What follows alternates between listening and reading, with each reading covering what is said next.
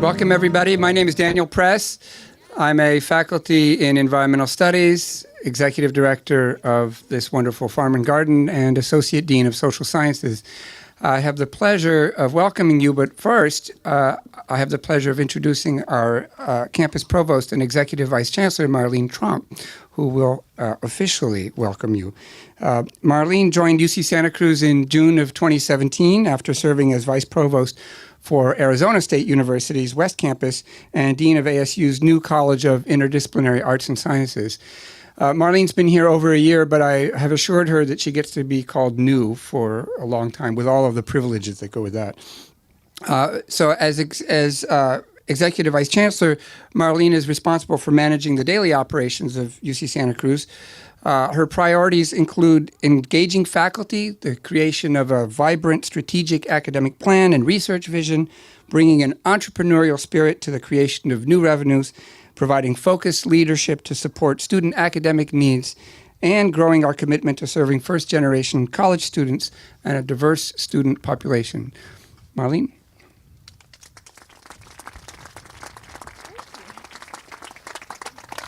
It's like we have a little doorway here with the plant, which seems just right, doesn't it? Good evening. I'm so happy to welcome you. I get an opportunity to go to a lot of different kinds of dinners, but there's nothing like this. I'm so pleased to be here with all of you tonight and to get to open the remarks, which I'll do very briefly because I know I stand between you and all those wondrous smells of dinner. So I'll be very, very brief and turn the program over to the people who have done the hard work of making this place the extraordinary space and project that it is. But I want to take a few moments to sing the praises of some things that I think nobody here would say themselves because they've been so humble about their work.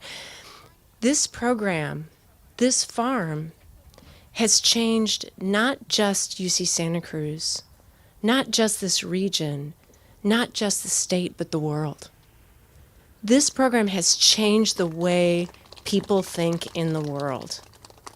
It has been transformative, and it is a part of the magic of UC Santa Cruz as an institution, thinking outside the box about the way in which we want to find new ways to make the world more just, healthier, better, to achieve the kind of vision that this country has for what it wants to be.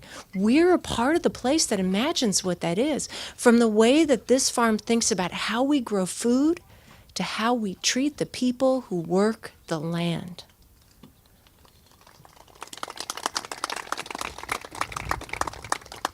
Sustainable farming, as we know, is a part of how we sustain everything we do.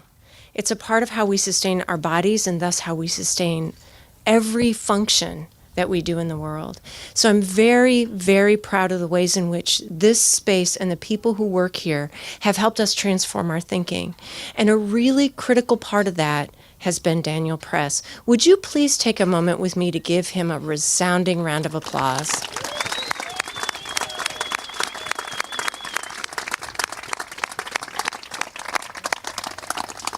His leadership has helped us train the next generation of farmers, has written the book on agroecological best practices, has helped redefine sustainable agriculture and the human element of that work.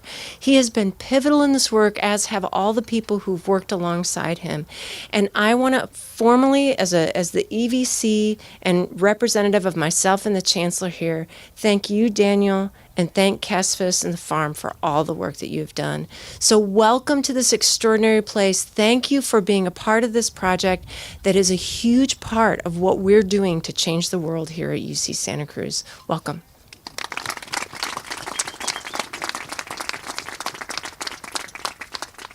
Thank you, Marlene. That was very, very kind of you.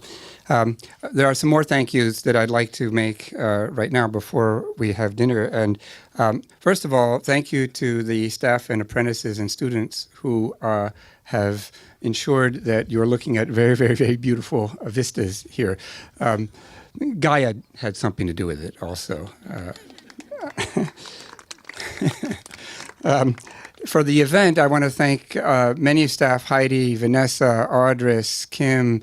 I want to thank the staff who grew flowers, especially Kelly and Sky and Christoph and the apprentices. I want to thank all of our staff, Scott and Daryl and Kelly, who led the tours. I want to thank Jennifer Pandel and Lou Bach for the wines that were donated to us. My mom's mole for the food, Penny Ice Creamery for the desserts, and on and on and on. And of course, I want to thank you all for being here, because your presence here is really speaks volumes about how much this is a people's farm. And many of you were here last year when there were considerably more of us, when it was 500 people celebrating our 50th anniversary. And that was great. It was a great, great event. But I have to say, I'm pleased to be here at the edge of what we call the ocean field, to be here in more intimate numbers. So we have that nice, cozy feeling. But we also feel the vastness of the Monterey Bay around us. We're both at home in family and also at large in the world here. This is our 7th annual Farm to Fork, and so every year I approach these remarks with some trepidation because many of you come every year, and so I have to say something new every time. And of course, in many of the ways that matter, we have not changed at all since last year. We're still producing the wonderful vegetables and fruits and flowers that you thought we were doing. We didn't change that for our community. But of course, change is ever present, and different discussions are in the air each year. So as I've been reflecting about this evening, I've come upon a theme that I want to call the theme of home. Home is an appealing idea for us here at UCSC, whether we think of our campus as the home away from home for our students, or as the land that we steward, and in turn, I mean the place that sustains us and we draw sustenance from. I think that part of the genius of the American residential university or college comes from our commitment to take in teenagers and provide them a home while they learn and evolve into young adulthood. Many countries don't do this. They build campuses that don't really have dorms or a residential presence and consequently no co-curricular activities, and there's not much there. And our tent cabins, similarly, provide a practical short-term housing solution for our apprentices while helping them bond with each other and also with this magical place. So home is no less important to the apprentices than our undergraduates. Some of our apprentices are as young as the college students, but others arrive here after one or more careers and in moments of reinvention and renewal. Regardless of their past, they all must drop everything, leave home, and take a chance on a 6-month adventure. We do our best to foster a sense of belonging so that they make this their home, with a capital H, not just for a day or a year, but all their lives. I think it's poetic and poignant that the first UCSC students and their friends who farmed on this site back in 1971 called themselves the Home Farmers. That's the name they gave themselves, the Home Farmers. Steve Cummings, are you here? Steve here? Steve Cummings is one of the Home Farmers. Let's give him a round of applause, Steve. There he is. A real one. So, living where you learn surely contributes to your sense of belonging and to your feelings of attachment for your alma mater when you leave. But I hasten to add, only if you feel at home on your campus, something that is not true of everyone, regrettably.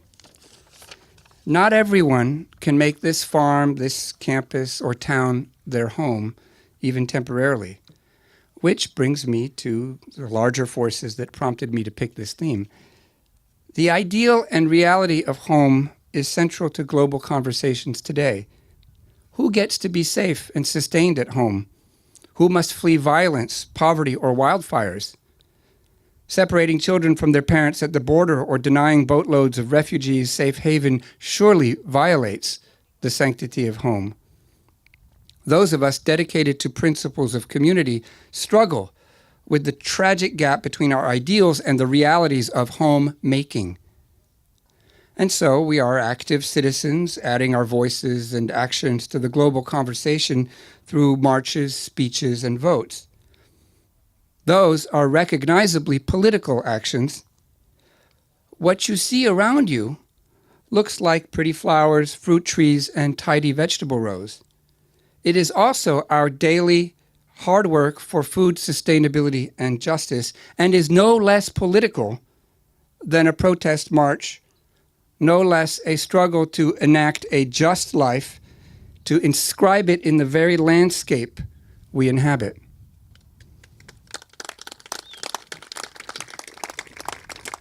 So, if it is political to make a home here on campus, here at the farm and in our gardens, then we are called upon to name our shortcomings and to speak out when our welcome fails. And here's an example of what I mean. In recent years, UCSC has welcomed ever more students, and they are more diverse in all ways you can imagine than ever before. And as we attract students of more modest means, first in their families to attend college, some of them undocumented, we face a heartbreaking paradox. At the very moment in our history when our student body becomes most representative of our state, just when we are about to make good on the inclusive promise of a public university, just then, the real cost of attending UC slips further and further out of reach. The problem is not so much tuition and fees, although they're much higher than when I was a UC undergraduate. And UC does a pretty good job of making sure that many students don't pay the full price. Rather, it's the ever skyrocketing rents. In other words, it's hard to afford home in Santa Cruz. Faced with a tuition bill and a high rent, what is a student to do? Well, she cuts down on her food budget. So now, thousands of students at the University of California simply don't have enough to eat every year. That is an appalling and shameful fact. The flagship public university of the world, and the kids are hungry. But I'm proud to say that we at UCSC have pioneered many efforts to create a hunger-free campus, from food pantries to dining hall meal donations. And you will hear more about that after dinner from speakers both within CASPAS and in the Dean of Students' office who are central to that.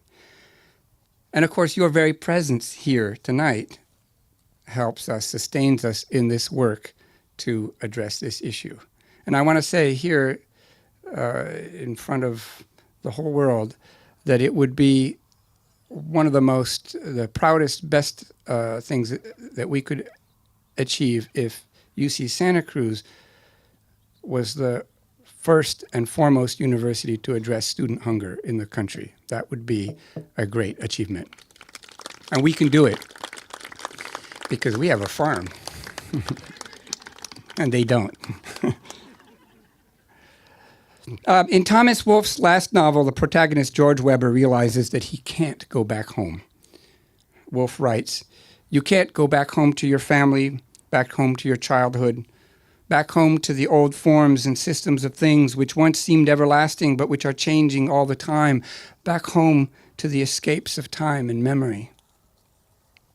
Maybe we all yearn for the ideal home, a wish as elusive and evanescent as any dream. But here, now, let us put our arms around our sisters, our brothers, and others and say, welcome home. Please enjoy your dinner here at home, yours and ours. Bon appétit.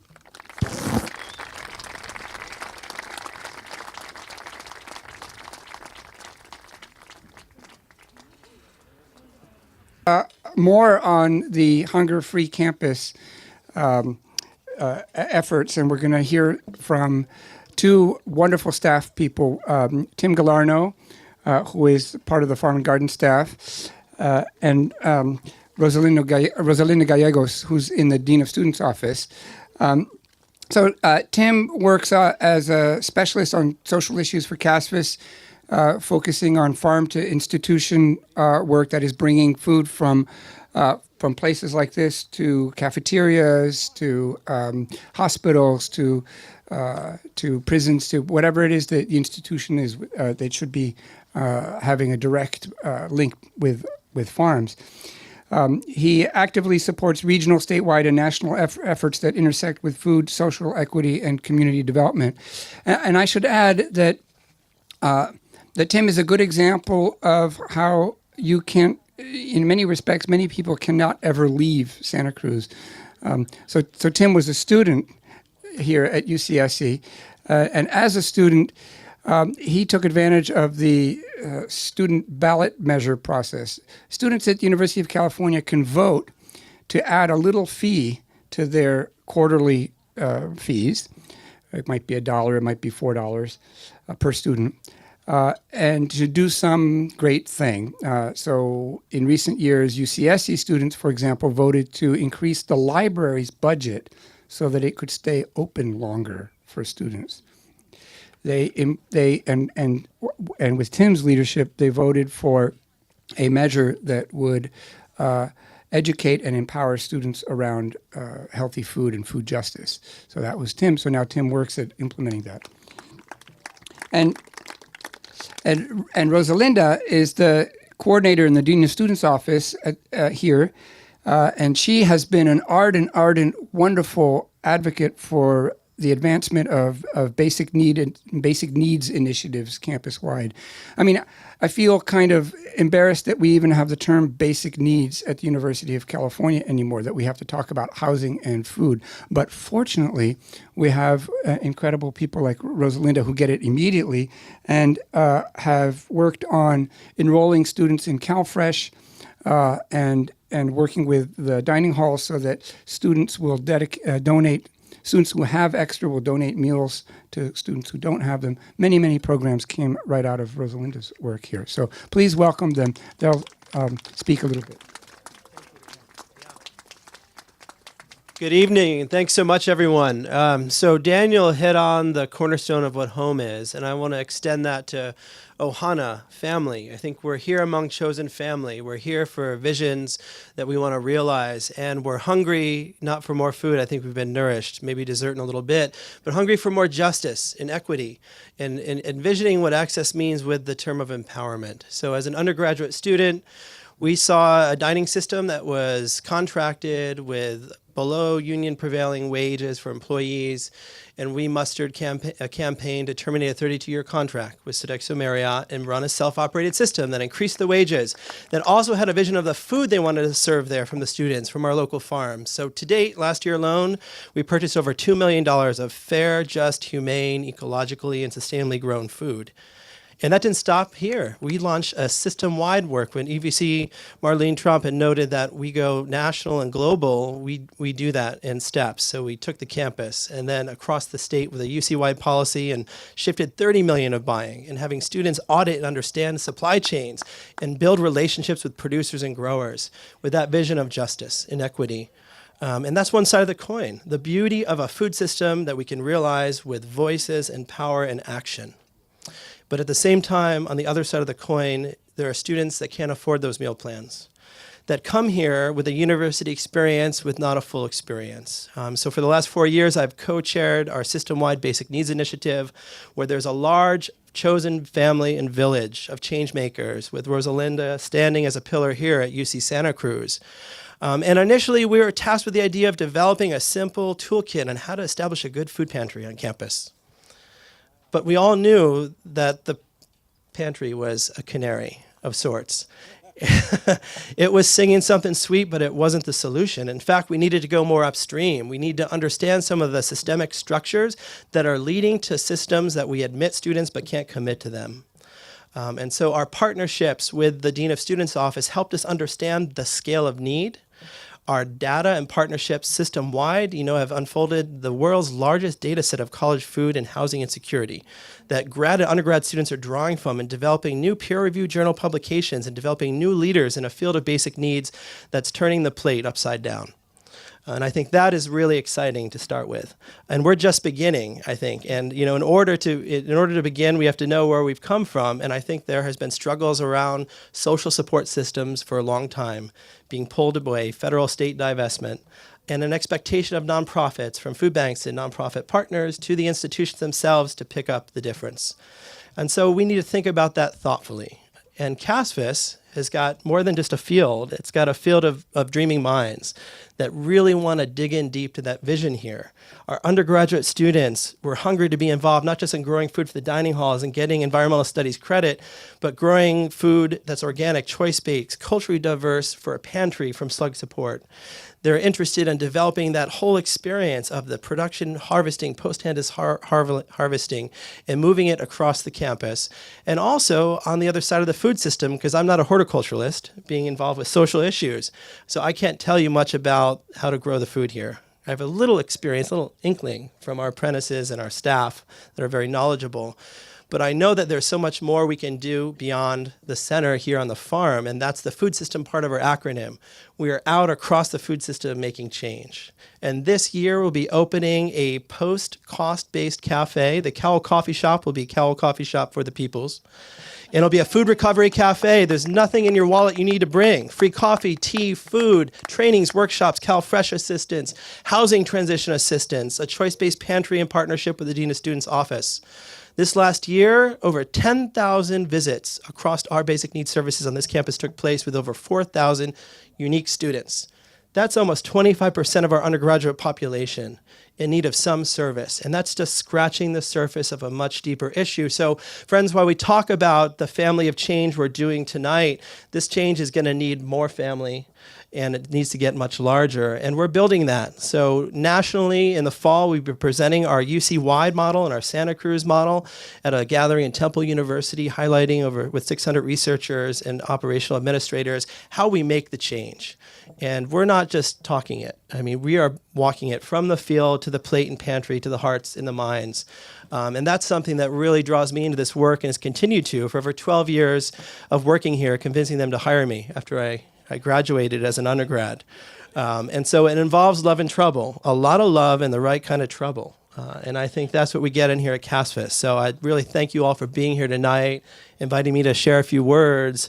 And because Daniel hit on home, I'm going to pass it off with one prosaic poem that I recalled from 4th grade. I read a poem by Henry Wadsworth Longfellow. And at that time, I didn't get it. And I'll read it and explain why. So it goes, home, stay home and rest. For home-keeping hearts are happiest. For those that wander, they know not where, are full of trouble and full of care. To stay home is best. I'm like, I don't want to stay home. Like, I want to get out and explore the world. I want to change things. But I realized it wasn't the literal home. It was about your heart, about authenticity. And that's what this center does. That's what we do at UC Santa Cruz, is we're building heart-minded, home-minded change makers. And exciting to be part of that community in Ohana. So thank you. Rosalinda.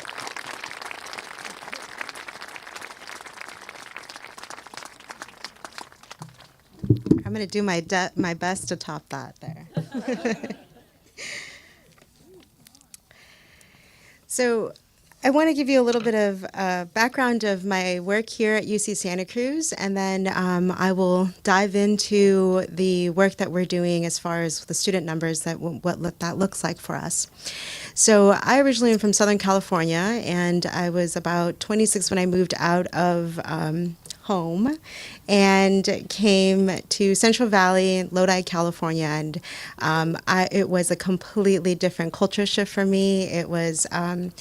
But it was amazing. It was an amazing experience to see that I had the opportunity to work with students that had migrant parents in the field, that came from low-income communities just as myself, and so really being able to see that real time and help those students just became a passion that truly carried forward from there. So when I started applying for my undergraduate degree, I decided to apply to UC Santa Cruz, UC Davis, and as well as UC Santa Barbara So I really wanted to venture away from home as much as I could, and UC Santa Barbara was too close to home.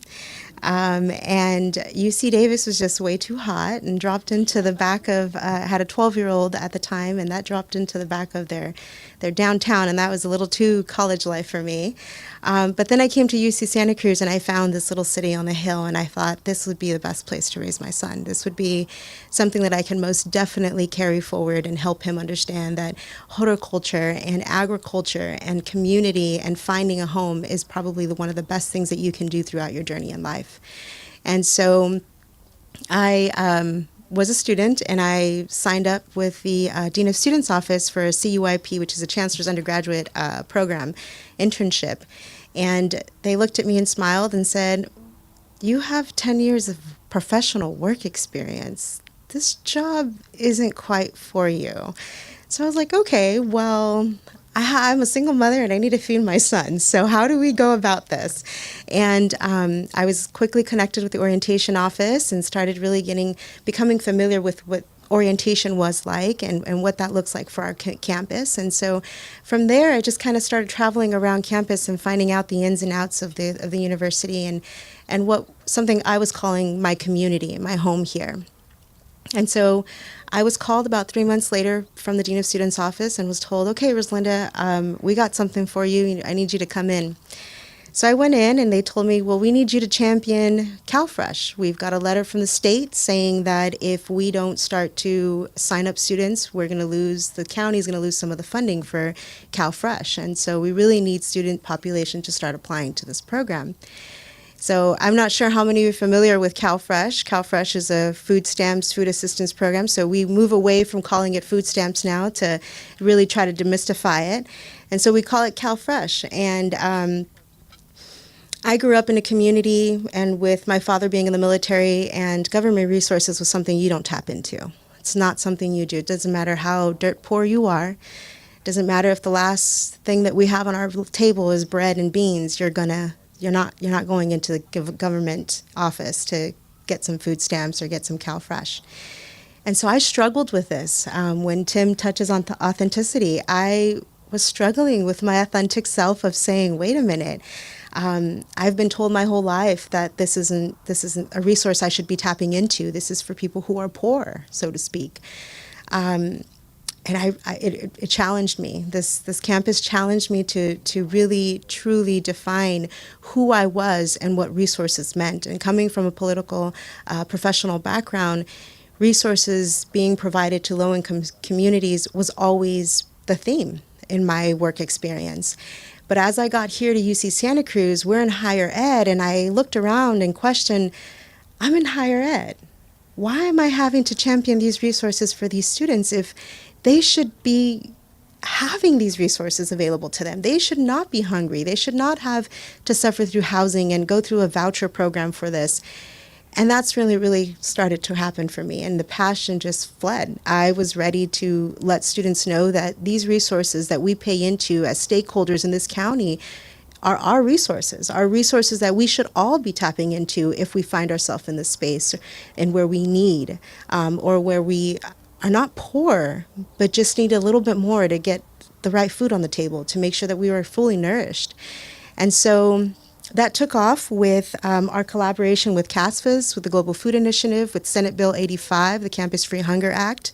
And in 2015, 2016, our office was serving about 10% of the student population. This last year, as Tim mentioned, we're serving about 25% of the student population. We have programs like Swipes for Slugs, and where students can donate their meals at the end of spring and winter quarter, and up to 9 meals are given to students to help close that gap in food insecurity. We've processed over 1,500 student applications for CalFresh here in this county alone. I've worked closely with the county of Santa Cruz to change the policies and how students' eligibility looks like for our undergraduate students, and working closely with them now for our graduate students. We have a pantry that operates Monday through Friday, 9 a.m. to 5 p.m., and during the academic year, those hours extend. And we also provide students with Safeway gift cards, awards for our undocumented students. For those who don't, we can't really quite put all that funding in the sense of a scholarship due to their status, and so we provide them food awards to be able to purchase some food to have. But one thing that's becoming very evident for us now is that we're seeing students who are needing help with medical copays. And as we see basic needs here on this campus, we see it as food insecurity, we see it as housing insecurity. But I think it's now time to start having the conversation as well as what does that look like for our medical needs? What does that look like for a student's health care? So if a student is here trying to gain an education and be successful, how successful can they be if they lack food insecurity, if they lack the housing, and if they lack medical copays to be able to go see a therapist or go to a doctor?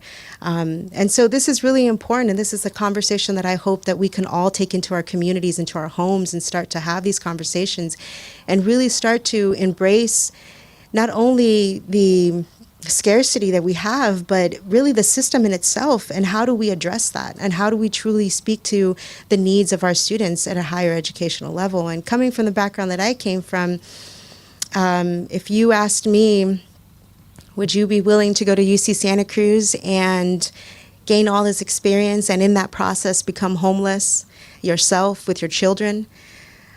I would look at you and say, no, I'd laugh and tell you, no, I'm staying right here in the city that I grew up in that's low income because I know I have a home there.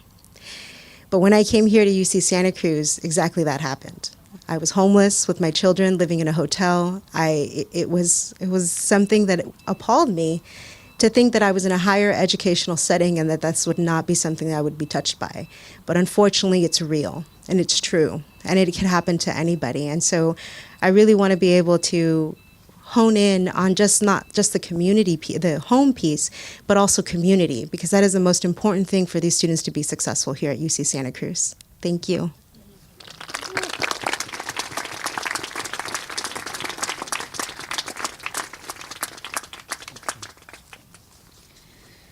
Well, if you needed convincing, but you didn't, we have the most remarkable, amazing staff anyone could ever wish for. They are our champions and heroes.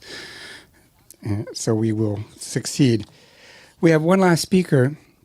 His name is David Robles. David is another example of one of these people who is here and then stays and does everything that we offer and even more. And in theory, one day he will go, but I'm not sure I will let him. So David was an environmental studies undergraduate. He worked with Food What, the wonderful youth empowerment program. He was Food What? He was he was a first-year apprentice, and then he also stayed on as an advanced apprentice. He's a remarkable, gifted, beautiful, talented young man who will change the world. He's also a beautiful poet. So, David, come on up here and share some of that for us, would you please?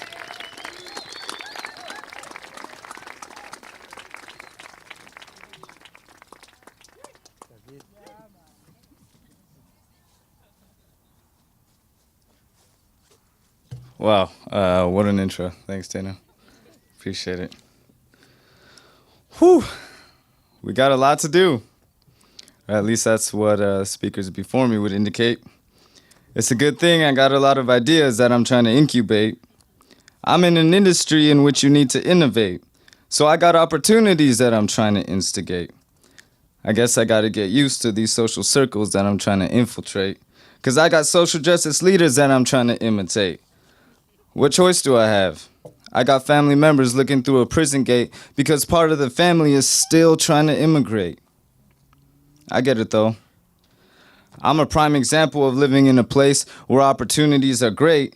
You should taste the type of change our generation can create. As far as generations go, thank God I got both my parents at the dinner table. We're a family they couldn't separate. And to the family who is still on their way home, we're gonna save you a plate. And I think they'd be proud. I'm trying to stimulate all of these young minds and help them acclimate. Only then can they activate, and only then can we move forward, not just in a figure eight. I've got no time to waste. I got such a full plate. I got no time to waste. It's a privilege to wait. I'm a millennial farmer, so on top of all that, I still gotta irrigate. It's okay, it's okay. I would say come in. Come sit at the table. I promise we can relate. So let's set things straight. What we do here is gain a deeper understanding until the question is clear. Where can I plug in? How can I show love? How can I offer a plate and do more than show up? I promise I have plenty of food for thought at our dinner table. You can chew on it a little if you're willing and able. Check it out. Our world is unstable and unable to keep a balance. But here I am, willing to embrace that challenge. Why? Because I want to have a family one day.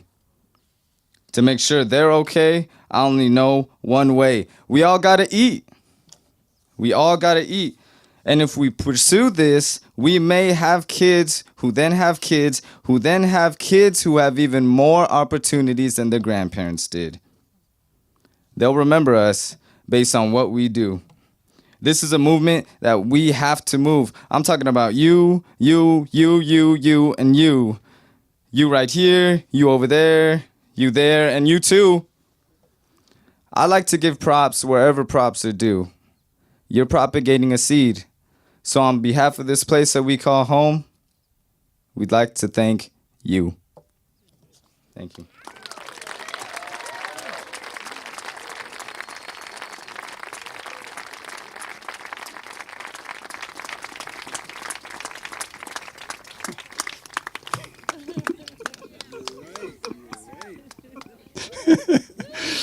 I gotta tell you, every day.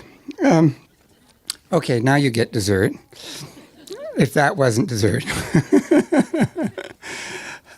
So dessert is down the hill, but before that, you have this beautiful card here.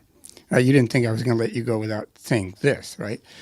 So the card says, "Grow New Farmers, Support CASVIS," and has this wonderful pie chart, plate chart on it that tells you a little bit about where our budget comes from. Just as if it wasn't, if you didn't know this from previous Farm to Forks and other engagement here, we only get 10% of our budget from the University of California, just 10% to do all the things that we do. And the reason that the other 90% hasn't killed us and done us in after 51 years, 51, okay? We're not just the Johnny come lately, Janie come lately, maybe we'll make it next year. No, 51 years because of you, just like David was saying. It all depends on the many yous that are here tonight, but also those who are in the broader community. So it's a pledge card. And it has categories. You can check off categories if they speak to you, or you can just pledge general support. You can take it home. You can think about it. You can email, call us, and talk to us about it. Or you can write a check and give it to Audrey. You could do that too. So, again, thank you so much for coming, for listening, for opening your ears, hearts, minds, and wallets. And please head on down to the beautiful hay barn. There will be dancing and dessert. And I think you'll agree with me. It rivals this spot in beauty and welcome. Thank you.